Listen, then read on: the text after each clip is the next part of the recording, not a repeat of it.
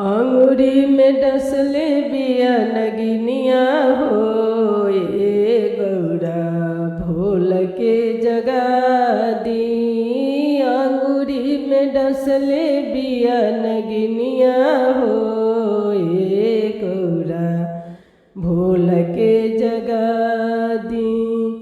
भोल के जगा दी गौरा भोल के जगा दी। आंगुरी में डसले बिया नगिनिया हो ए गौरा भोल के जगा दी।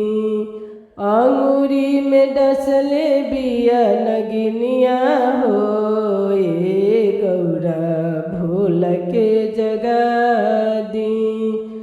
सासु नाही जागेली ननद नाही जागेली। सासु नाही जागेली ननद नाही जागेली। गोदी नाही जागेली बलम नाही जागेले।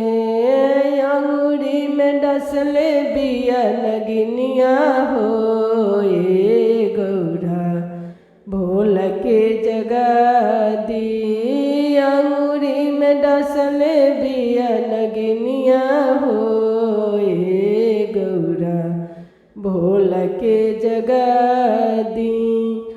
बगिया में खोजनी बगीचवा में खोजनी। बगिया में खोजनी बगीचवा में खोजनी।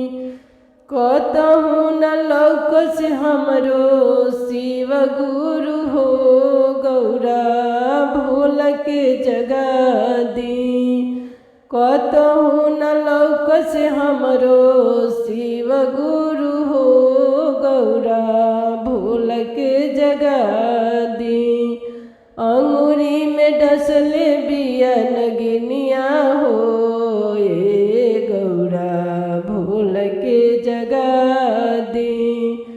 अंगुरी में डसले बिया नगिनिया हो ए गौरा भोल के जगा दी। तलवा में खोजनी तलैया में खोजनी। तलवा में खोजनी तलैया में खोजनी। कतहु न लौकस हमार शिव गुरु हो गौरा भोल के जगा दी। कतहु न लौकस हमार शिव गुरु हो गौरा भोल के जगा दी। अंगुरी में डसले बिया नगिनिया हो ए गौरा भोल के जगा दी।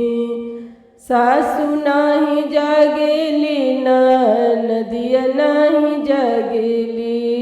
सासु नाही जागेली ननदिया नाही जागेली। से अंगुरी में डसले बिया नगिनिया हो ए गौरा भोल के जगा दी।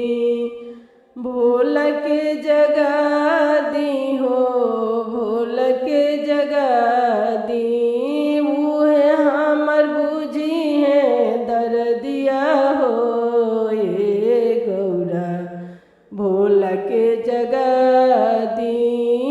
शिव गुरु बुझिए हमर दर्दिया हो ए गौरा भोल के जगा दी।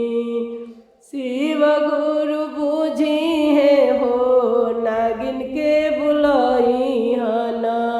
शिव गुरु बूझी हना नागिन के बुलाई हना। उहे हमर टनी है